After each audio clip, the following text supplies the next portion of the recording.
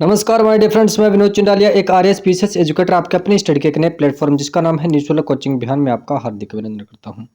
जी हां दोस्तों, मैं आपको फिर से बता दूं कि अपने यूपीएससी सीएससी 2023 के प्री का एग्जामिनेशन माय डियर फ्रेंड्स जो कि 28 मई 2023 को कंडक्ट होने जा रहा है।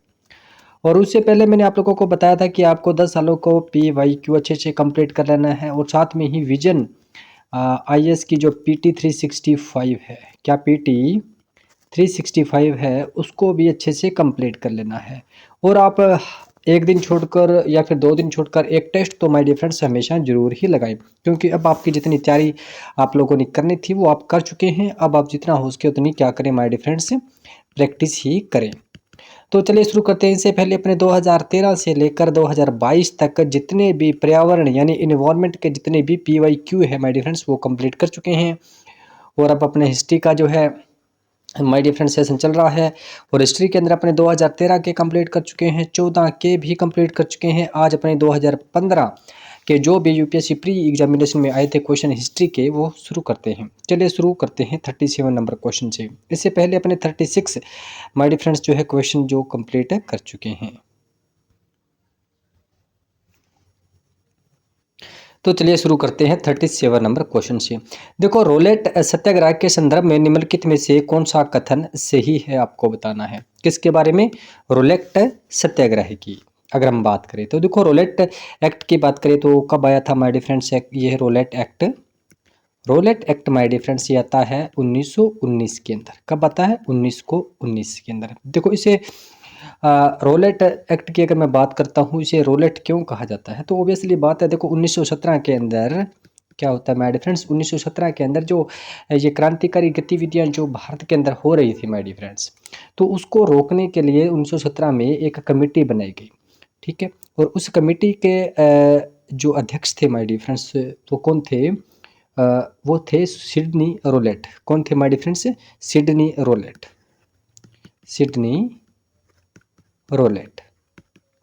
ठीक है, अब देखो सिडनी रोलेट जो इसके वो क्या थे, एक 1917 में जो कमेटी बनाई गई थी उसके अध्यक्ष कौन थे my dear friends? Sidney Rowlatt, यानी जिसे बोलते हैं सोडियंस कमेटी। ठीक है, देखो यहाँ पर लिखा गया कि रोलेट एक्ट अधिनियम का अधिनियम जो है सोडियन या सोडिनी की सिफारिश पर आधारित था। बिल्कुल राइट बात है माय डियर फ्रेंड्स, क्योंकि उस कमेटी के अध्यक्ष कौन थे? सिडनी थे। तो उसका कमेटी का नाम भी क्या था my dear friends? Sidney committee या सेडिशन कमेटी था। तो अब रोलेट एक्ट इसी कारण जब ये 1917 में ये समिति बनती है और 1919 के अंदर रोलेट जो है वो इसको क्या करते हैं my dear friends, Rowlatt Act जो है प्रस्तुत करते हैं माय डियर फ्रेंड्स, यानी जो रोलेट एक्ट जो है वो पारित हो जाता है। इस कारण इसे रोलेट एक्ट भी कहा जाता है। ठीक है माय डियर फ्रेंड्स, इसे भी आप अच्छे से नोट कर लेना। नेक्स्ट है कि रोलेट सत्याग्रह में गांधी जी ने होम रूल लीग का उपयोग करने का प्रयास किया था। बिल्कुल सही बात है माय डियर फ्रेंड्स, क्योंकि गांधी जी ने होम रूल का उपयोग जो है इसके खिलाफ किया था। ये बात भी सही है। नेक्स्ट हम बात करते हैं कि साइमन कमीशन के आगमन के विरुद्ध प्रदर्शन रोलेट एक्ट सत्याग्रह के साथ साथ हुए। देखो माय डियर फ्रेंड्स, अगर मैं बात करूं, अपने पता है कि रोलेट एक्ट जो कि 1919 का है और साइमन कमीशन की अगर बात करें तो ये कब की? 1928-29 की बात है। तो ऑब्वियसली बात है, आप यहाँ से समझ सकते हैं कि ये जो है रॉन्ग बात हो जाएगी, यानी 1 और 2 जो है राइट हो जाती है। चलिए चलते हैं नेक्स्ट क्वेश्चन की ओर। नेक्स्ट है कि निम्नलिखित में से कौन सा जो है भारत में उपनिवेशवाद के आर्थिक आलोचक माने जाते हैं। तो माय डियर फ्रेंड्स, दादा भाई नौरोजी भी माने जाते हैं, जी सुब्रमण्यम दत्त भी माने जाते हैं और आर.सी. दत्त भी माने जाते हैं। तीनों के तीनों जो है वो क्या है, भारत में उपनिवेशवाद यानी एक अर्थशास्त्री के रूप में है माय डियर फ्रेंड, तीनों के तीनों। और इन्होंने जो ब्रिटिश गवर्नमेंट का जो भारत के अंदर जो भी व्यापार चल रहा था, उनका जो उपनिवेशिक सिस्टम था, उनके प्रति इन्होंने उनको बहुत ज़्यादा आलोचनात्मक बहुत सारी बातें भी कही थी माय डियर फ्रेंड्स। यानी आर्थिक आलोचक की बात करें तो कौन है? दादा भाई नौरोजी, जी सुब्रमण्यम अय्यर जी और आर.सी. दत्त तीनों ही है। अगर इनके बारे में कुछ मैं बेसिक एक बात बताऊं, डेफिनेशन जो भी है, तो मैं आपको कुछ एक नाम और लिख देता हूं, जिस प्रकार से नौरोजी हो गए, आर.सी. दत्त हो गए, ठीक है, और गोपाल कृष्ण खोखले हो गए, ठीक है माय डियर फ्रेंड्स, और गोविंद रानाडे जी है, गोविंद रानाडे, रानाडे। और कुछ पत्रिकाओं की बात करें तो अपनी अमृत बाजार पत्रिका, अमृत बाजार पत्रिका, अमृत बाजार पत्रिका और तिलक जी की मराठा पत्रिका, इन्होंने भी क्या है इनकी आर्थिक माय डियर फ्रेंड्स आलोचना की थी। ठीक है, और अगर मैं बात करूं किसकी, आर.सी. दत्त की, तो आपने, और नरोजी जी की, आप नरोजी का एक जो है पुस्तक है जिसका नाम है क्या, un British rules in India, poverty poverty and un British rule in India. ये आपको पता है किसकी बुक है, किसके द्वारा लिखी गई है, ये दादा भाई नौरोजी के द्वारा कब लिखी गई थी माय डियर फ्रेंड्स, 1867 ईस्वी में लिखी गई थी, जो कि ब्रिटिश रूल के कारण जो भारत के अंदर गरीबी की जो दशा है उसके बारे में बताती है कि किस प्रकार से जो ब्रिटिश है वो भारत से जो धन है वो लेके जा रहे हैं और दिनों दिन जो भारत है वो गरीबी की ओर होता जा रहा है। ये बातें इसके अंदर देखने को मिलती है। नेक्स्ट हम बात करते हैं किसकी, आर.सी. दत्त। आर.सी. दत्त की भी एक बुक है जिसके बारे में आप लोगों ने अच्छे से पढ़ा होगा, फिर मैं बता देता हूँ क्या, इकोनॉमिक हिस्ट्री ऑफ इंडिया, इसके बारे में पढ़ा होगा आपने क्या, इकोनॉमिक हिस्ट्री ऑफ इंडिया, जो किसकी, आर.सी. दत्त की माय डियर फ्रेंड्स बुक है। ठीक है, तो इस प्रकार से देखो ये जो बातें हैं ये तीनों के तीनों जो माय डियर फ्रेंड्स राइट है, जो भारत के उपनिवेशवाद के आर्थिक आलोचक माने जाते हैं। चलिए चलते हैं नेक्स्ट क्वेश्चन की ओर। नेक्स्ट है कि कांग्रेस की सोशलिस्ट पार्टी के संदर्भ में निम्नलिखित कथनों पर आपको विचार करना है। क्या इसने ब्रिटिश माल के बहिष्कार और करों के उपवचन की वकालत की। देखो my dear friends, Congress social party की अगर बात करें, किसकी बात करें, कांग्रेस सोशल पार्टी की अगर बात करें तो ये कब स्टेब्लिश होती है माय डियर फ्रेंड्स, ये 1934 के अंदर होती है। कब होती है, 1934 के अंदर।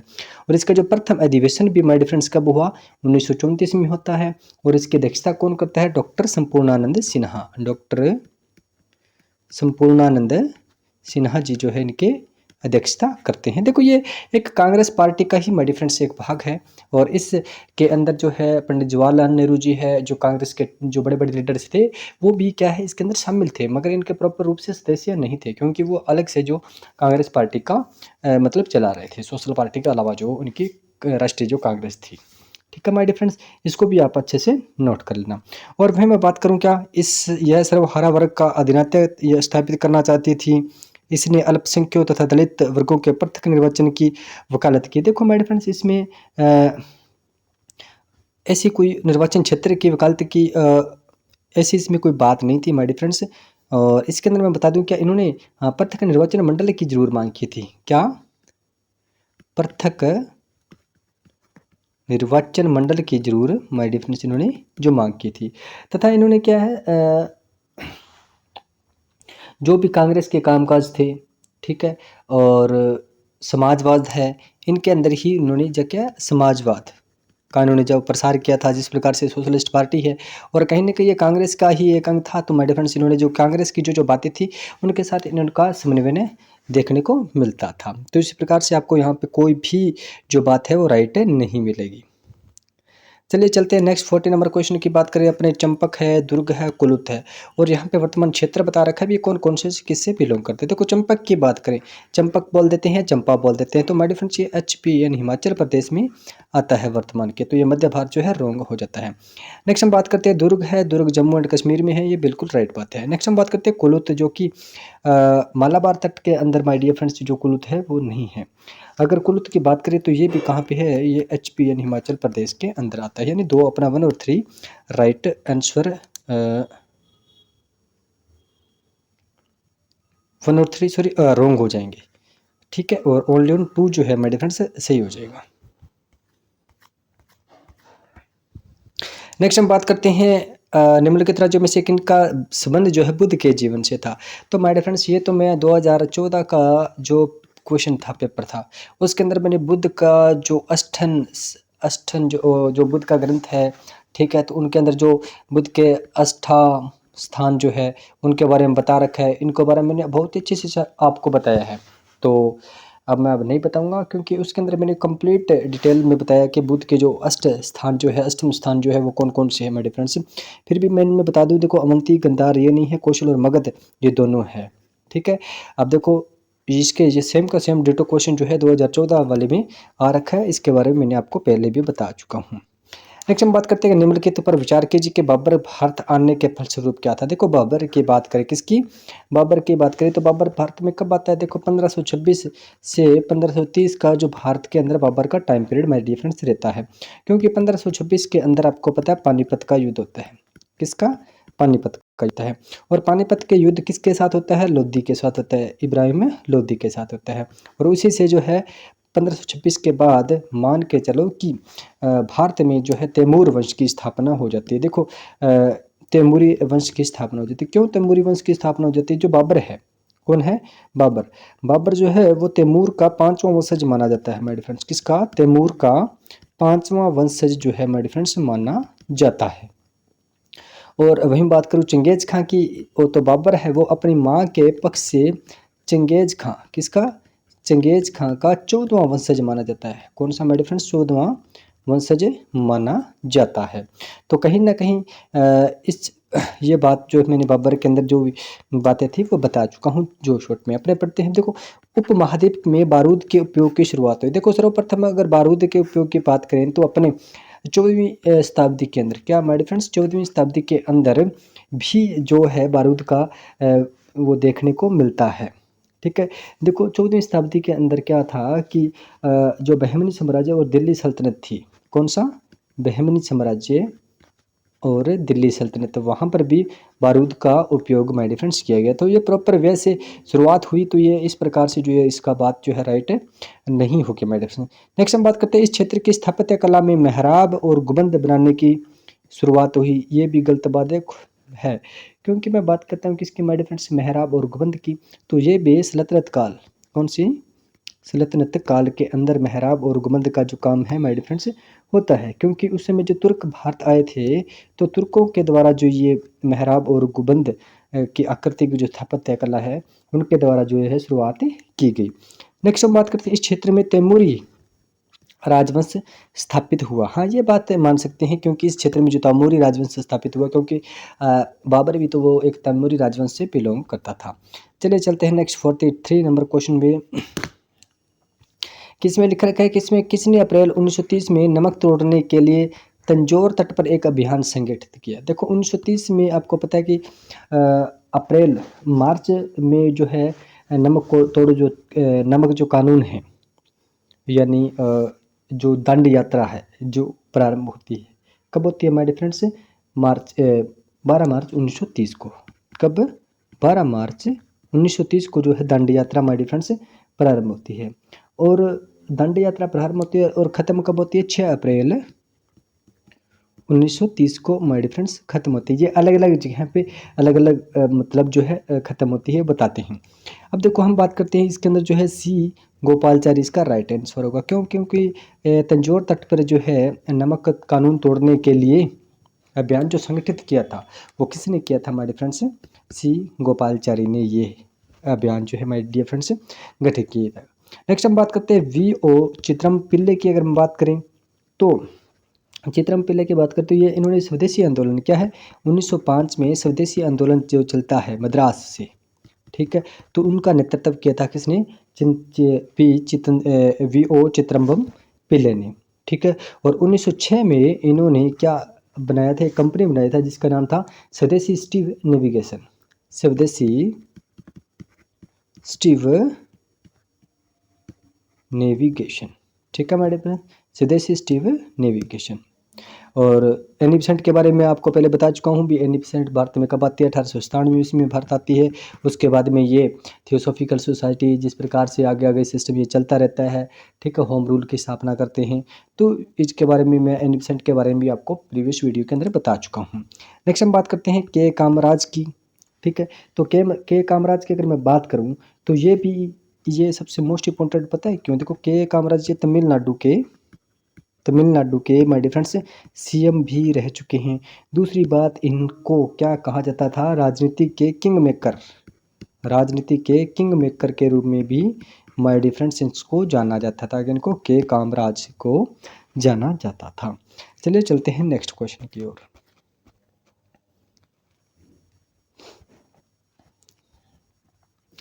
नेक्स्ट हम बात करते हैं इनमें से किसने कृष्णा नदी की सहायक नदी के दक्षिणी तट पर एक नए नगर की स्थापना की और उस देवता के प्रतिनिधि के रूप में अपने इसे नए राज्य में शासन करने का दायित्व लिया, जिसके बारे में माना जाता है कि कृष्णा नदी से दक्षिण तक समस्त भूमि उस देवता की। तो माय डियर फ्रेंड्स, अगर बात करें हैं कृष्णा नदी की, तो इसकी सहायक नदी की बात करते हैं हम्पी नदी की। आई थिंक आप लोगों ने पढ़ा होगा। विजयनगर साम्राज्य की बात हो रही है यहाँ पे, किसकी? विजयनगर साम्राज्य की बात हो रही है। और विजयनगर साम्राज्य की स्थापना आपको पता है किसने की थी? हरिहर बुक्का ने की थी। ठीक है, तो इसका राइट आंसर ये होता है। और कुछ बेस्ट इन्फॉर्मेशन है वो अपने यहाँ से और पढ़ लेते हैं। देखो, हरिहर प्रथम की बात करते हुए 336 से लेकर 1356 तक रहते हैं। उन्होंने किसकी? विजयनगर राज्य की स्थापना की थी, किसे? भाई बुक्का के साथ मिलकर। और कहाँ पे? हम्पी राज्य, जो कि विजयनगर साम्राज्य कहलाता है। और कौन सी नदी पे? तुंगभद्रा नदी के किनारे माय डियर फ्रेंड्स, या फिर हम्पी नदी बोल दो। ठीक है, और आपको पता है क्या हम्पी जो यूनेस्को की विश्व विरासत सूची में माय डियर फ्रेंड्स शामिल है। नेक्स्ट हम बात करते हैं किसके? अमोघवर्ष फर्स्ट की। तो राष्ट्रकूट राजवंश का प्रसिद्ध ये राजा था, और जिसने क्या कन्नड़ भाषा में कवि राजमार्ग लिखा था। नेक्स्ट हम बात करते हैं बल्लाल द्वितीय की। तो ये क्या है? होयसल वंश का प्रसिद्ध राजा था। ठीक है, और होयसल राजवंश की राजधानी कौन सी थी माय डियर फ्रेंड्स? हेलेविट या दारसमुद्र थी, जो कहाँ पे? कर्नाटक में। नेक्स्ट हम बात करते हैं प्रताप रुद्र द्वितीय की। तो ये काकतीय वंश का अंतिम शासक था, और काकतीय वंश की राजधानी क्या थी माय डियर फ्रेंड्स? वारंगल थी। और 1323 में गयासुद्दीन तुगलक ने काकतीय वंश को दिल्ली सल्तनत में मिला दिया था। इसकी कुछ एक बेसिक बातें होगी। नेक्स्ट हम बात करते हैं 45 नंबर क्वेश्चन की। लिखा है कि निम्नलिखित में इस कथनों पर आपको विचार करना है। क्या है? कि भारतीय राष्ट्रीय कांग्रेस की प्रथम महिला अध्यक्ष सरोजिनी नायडू थी। देखो यहाँ पे इसको अच्छे से पढ़ना। देखो, भारतीय राष्ट्रीय कांग्रेस की प्रथम महिला अध्यक्ष की बात कर रहा है। किसकी? प्रथम महिला अध्यक्ष की बात कर रहा है। यहाँ पे अगर ये लिखा होता क्या कि प्रथम भारतीय महिला, क्या माय डियर फ्रेंड्स प्रथम भारतीय महिला लिखा होता, तो शायद सरोजिनी नायडू राइट हो जाती। ठीक है, इसने सिर्फ और सिर्फ लिखा है कि प्रथम महिला। तो प्रथम महिला आपको पता है कौन है my dear friends? Annie Besant है। कौन है? एनी बिसेंट, जिन्होंने 1917 में कलकत्ता अधिवेशन में अध्यक्षता की थी। नेक्स्ट हम बात करते हैं भारतीय राष्ट्रीय कांग्रेस के प्रथम मुस्लिम अध्यक्ष बिल्कुल बदरुद्दीन तैयब जी थे। ये भी बिल्कुल राइट है, क्योंकि इन्होंने मद्रास अधिवेशन जो 1887 के अंदर होता है, मद्रास अधिवेशन 1887 में जो होता है उसकी अध्यक्षता करते हैं। यानी पहला जो है रॉन्ग हो जाता है, दूसरा राइट हो जाता है। और इसके बारे में कुछ बेसिक बातें हैं वो भी अपने स्पीड से पढ़ लेते हैं। कि भारतीय राष्ट्रीय कांग्रेस की प्रथम महिला अध्यक्ष जो है एनी बेसेंट है। उन्होंने कलकत्ता अधिवेशन 1917 में अध्यक्षता की थी। जबकि प्रथम भारतीय महिला की बात करें तो कौन थी my dear friends? Sarojini Naidu थी, जिन्होंने 1925 के अंदर कानपुर अधिवेशन की अध्यक्षता की थी। और नेक्स्ट हम बात करते हैं कि नेली सेन गुप्ता, जो 1933 के कोलकाता अधिवेशन की अध्यक्ष बनी, वो क्या थी? तीसरी महिला तथा दूसरी भारतीय महिला थी। नेक्स्ट हम बात करते हैं कि प्रथम मुस्लिम अध्यक्ष कौन थे my dear friends? Badruddin Tayyab थे, जिनको मैं बता चुका हूँ कब? 1887 में इन्होंने मद्रास में अध्यक्षता की थी। और प्रथम ईसाई अध्यक्ष की बात करें तो व्योम चंद्र बनर्जी थे माय डियर फ्रेंड्स। और फारसी अध्यक्ष की बात करें तो दादा भाई नौरोजी थे। और हिंदू की बात करें तो कौन थे? वी आनंद चार्लू जी थे। और विदेशी अध्यक्ष की बात करते कौन थे my dear friends? George Yule 1888 में। ठीक है, और कुछ एक बातें जो यहाँ पे लिख रखी है। चलिए चलते हैं नेक्स्ट क्वेश्चन की ओर। नेक्स्ट है कि कैबिनेट मिशन के बारे में आपको बताना है। क्या है? कैबिनेट मिशन के संदर्भ में निम्नलिखित कथनों पर आपको बताना है कि कौन सा सही है। देखो, इसने एक संघीय सरकार, क्या है मेरे फ्रेंड्स? इसने एक संघीय सरकार के लिए सिफारिश की। देखो, कैबिनेट मिशन ने कोई भी सिफारिश नहीं की थी। हाँ, बिल्कुल सही बात है मेरे फ्रेंड्स, इसने एक संघीय सरकार की सिफारिश की थी। ये बिल्कुल राइट बात है। नेक्स्ट हम बात करते हैं कि इसने भारतीय न्यायालयों की शक्तियों का विस्तार किया था। देखो, अगर बात करते हैं किसकी? भारतीय न्यायालयों की शक्तियों का विस्तार की। ठीक है, तो कैबिनेट मिशन जो है सिर्फ और सिर्फ रियासतों और प्रांतों के बीच वार्तालाप के लिए ही, वो सहमति के अकॉर्डिंग ही माय डियर फ्रेंड्स काम करता था। तो ये 2 नंबर बात जो है गलत हो जाएगी। इसने आईसीएस और अधिक भारतीयों के लिए उपबंध किया, ये भी इसमें रॉन्ग बात हो जाती है। ओनली ऑन फर्स्ट जो अपनी राइट बातें हो जाती है। और इसके लिए कुछ बेसिक बातें हैं वो मैं यहाँ पे बता देता हूँ। कैबिनेट मिशन आपको पता है 1946 में आते हैं, जिसके अंदर 3 सदस्य होते हैं, पैट्रिक लोरेंस, क्रिप्स और दूसरा अलेक्जेंडर। उद्देश्य इनका क्या था? संविधान निर्मात्री सभा की स्थापना करना। और आपको पता है संविधान निर्मात्री सभा की स्थापना के लिए ये कब आता है? 24 मार्च 1946 में भारत आता है, और 16 मई 1946 को इस प्रस्ताव की घोषणा करते हैं कि आपको संविधान का निर्माण करना है। और पाकिस्तान ने इस मांग को क्या कर दिया था? अस्वीकार कर दिया था। और इसके बाद में जो है माय डियर फ्रेंड्स, जो पाकिस्तान को बनाया गया, और उसके बाद में जो है नए सिरे से जो भारत का माय डियर फ्रेंड्स क्या होता है, संविधान जो है बनता है। इस बात को भी आप अच्छे से जानते हो। अब देखते हैं कि संविधान निर्माण होकर नवीन सरकार के गठन और अंतरिम सरकार का गठन किया जाएगा। प्रांतों को जो है 3 वर्गों में शामिल कर दिया गया था। आपको पता है कि जो पहले राज्य थे ग्रुप ए, बी और सी में इनको वर्गीकृत किया गया था।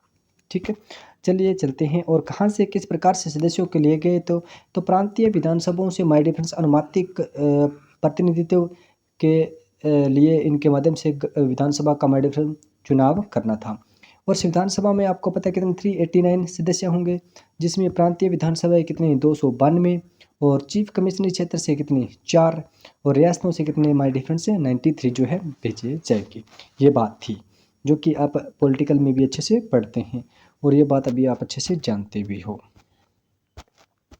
नेक्स्ट हम बात करते हैं भारत के कला और पुरातात्विक इतिहास के। भारत के कला और पुरातात्विक इतिहास के संदर्भ में निम्नलिखित में से किस एक का सबसे पहले निर्माण किया गया। देखो, सबसे पहले की बात करते हैं भुवनेश्वर लिंगराज, धौली स्थित शैलकृत हाथी, महाबलीपुरम स्थित शैलकृत स्मारक, उदयगिरि स्थित वराह मूर्ति। तो हमारे बात करें तो किसका निर्माण हुआ था, धौली स्थित शैलकृत हाथी का निर्माण होता है। कब होता है माय डियर फ्रेंड्स, ये 11वीं शताब्दी के अंदर माय डियर फ्रेंड्स इसका निर्माण होता है। ठीक है, सॉरी 11वीं शताब्दी में इसका निर्माण होता है, दूसरी शताब्दी में, सॉरी तीसरी शताब्दी में, तीसरी शताब्दी में माय डियर फ्रेंड्स इसका निर्माण होता है। ठीक है, और चले चलते हैं इनके बारे में अपने डिटेल से थोड़ा सा और पढ़ लेते हैं। लिखा है कि लिंगराज मंदिर भुवनेश्वर आपको पता है कहाँ पे है, उड़ीसा के अंदर है। और निर्माण जो है वो सोमवंशी शासक यताप्य प्रथम द्वारा कब 11वीं शताब्दी में माय डियर फ्रेंड्स करवाया गया था। ठीक है, और ये भगवान शिव को समर्पित है। बिंदु सागर झील मंदिर के उत्तर दिशा में स्थित है। नेक्स्ट हम बात करते हैं धौली स्थित शैलकृत मंदिर। देखो धौली आपको पता है उड़ीसा में है। उड़ीसा में स्थित निर्माण जो है सम्राट कब, सम्राट अशोक के टाइम में इसका निर्माण किया गया था। ठीक है, चलिए चलते हैं नेक्स्ट क्वेश्चन की ओर। नेक्स्ट है कि महाबलीपुरम स्थित शैलकृत स्मारक, महाबलीपुरम की स्थापना जो है किसने की थी, ओबियसली बात है नरसिंह वर्मन जी ने की थी। नरसिंह वर्मन ने 7वीं शताब्दी में की थी। यह पल्लव काल के कई जीवित मंदिर और स्मारक है जिनमें अर्जुन की तपस्या, जिसके बारे में आपको बता चुका हूँ कि अर्जुन की तपस्या के बारे में, ठीक है, गंगा का अवतरण और शोर मंदिर इत्यादि। ठीक है, चलिए चलते हैं नेक्स्ट क्वेश्चन की ओर। नेक्स्ट हम बात करते हैं कि उदयगिरि स्थित वराह मंदिर। ठीक है, तो उदयगिरि आपको पता है कहाँ पे, मध्य प्रदेश में, एमपी में। विदिशा मध्य प्रदेश गुप्तकालीन यह मंदिर है जो चंद्रगुप्त द्वितीय द्वारा बनाया गया था। यहाँ जैन हिंदू धर्म के मंदिर की मूर्तियाँ स्थापित है।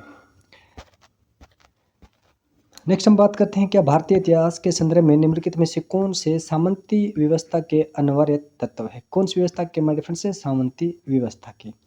क्या अत्यंत सशक्त केंद्रीय राजनीतिक सत्ता और अत्यंत दुर्बल प्रांतीय एवं स्थानीय राजनीतिक सत्ता, भूमि के नियंत्रण तथा स्वामित्व पर आधारित प्रशासनिक संरचना का उदय, यह राइट बात है। देखो सामंत तथा उसके अधिपति के बीच स्वामी दास का संबंध बनाना, ये भी बात। देखो स्वामित्व या सामंती व्यवस्था का मतलब यही था कि एक दास और एक स्वामी के बीच में जो बातें होती है, जो संबंध होता है, उस प्रकार से भूमि को माय डिफरेंस रखना। यानी एक भूमि पर एक प्रकार से किसानों का या फिर जो भी दास है उनका एक प्रकार से उनको काम करना था, नियंत्रण था, और उनके ऊपर एक क्या है, सामंत रहता था, जो एक स्वामी और दास का जिसमें संबंध के रूप में जिसको माना जा सकता है। नेक्स्ट हम बात करते हैं कि निम्नलिखित में से किस आंदोलन के कारण भारतीय आंदोलन राष्ट्रीय कांग्रेस का विभाजन हुआ, जिसके परिणाम स्वरूप नरम दल और गरम दल का उद्भव हुआ। देखो हम बात करते हैं कि राष्ट्रीय कांग्रेस का विभाजन माय डियर फ्रेंड्स कब होता है, तो आपको पता है कब होता है, ये 1905 में आपको पता है क्या होता है, बंगाल विभाजन। ठीक है, और उन्हीं दिनों में जो है 1905 और 7 में ही जो है ये बातें देखने को मिलती है, क्या मतलब नरम दल और गरम दल। ठीक है, नरम दल और गरम दल। और आपको पता है 1905 में ही क्या होता है माय डियर फ्रेंड्स, स्वदेशी आंदोलन होता है। ठीक है, और इन्हीं बीच में इनकी झड़प होती है कि कहीं ना कहीं आपको अंग्रेजों का विरोध करना चाहिए। जो कांग्रेस के जो उग्र वादी जो नेता थे हमारे फ्रेंड्स, उन्होंने कहा था कि कांग्रेस को मिलकर अंग्रेज़ों का विरोध करना चाहिए था। मगर उन्होंने इतना मतलब जो पूरा संगठन इतना वर्क नहीं किया, तो फिर 1907 में जो है ये क्या हो जाते हैं, अलग हो जाते हैं। अलग से एक गर्म दल अलग हो जाता है, ठीक है। और गर्म दल जो है वो इसका क्या करता है हमारे फ्रेंड्स, बहिष्कार करता है और स्वदेशी अपनाने के लिए उस पर जोर करता है, ठीक है। और गर्म दल की बात करते हैं तो लाल पाल बाल के बारे में आप अच्छे से जानते हो, लाल पाल बाल, ठीक है। लाला लाजपत राय, विपिन चंद्र पाल और बाल गंगाधर तिलक, जो कि गर्म दल के हमारे फ्रेंड्स नेता थे। नेक्स्ट यहाँ पे कुछ एक बात है कि अधिवेशन सूरत 1907 में गर्मदली लाला लाजपत राय के अध्यक्ष बनाना चाहते थे, वही नरमदली रास बिहारी बोस को। देखो इसके अंदर एक बेस्ट बात ये थी कि देखो अध्यक्ष किसको बनाना चाहते थे, लाला लाजपत राय को, मगर जो नरमपति थे वो किसको बनाना चाहते थे, रास बिहारी बोस को। अंततः रास बिहारी घोष अध्यक्ष बन गए और अधिवेशन में दोनों पक्ष में जमकर क्या हुआ, खुला संघर्ष हुआ और कांग्रेस का हमारे फ्रेंड से विभाजन हो गया। चलिए चलते हैं कि हाल ही में निम्नलिखित में से किस एक भाषा को शास्त्रीय भाषा या क्लासिक लैंग्वेज का दर्जा दिया गया है। तो माय फ्रेंड्स इनमें से जो क्लासिक लैंग्वेज की अगर बात करें तो कौन सी, उड़िया को अभी जो है दर्जा दिया गया, ठीक है। अब देखो यहाँ पे जो कुछ बेसिक बातें हैं वो अपने पढ़ लेते हैं।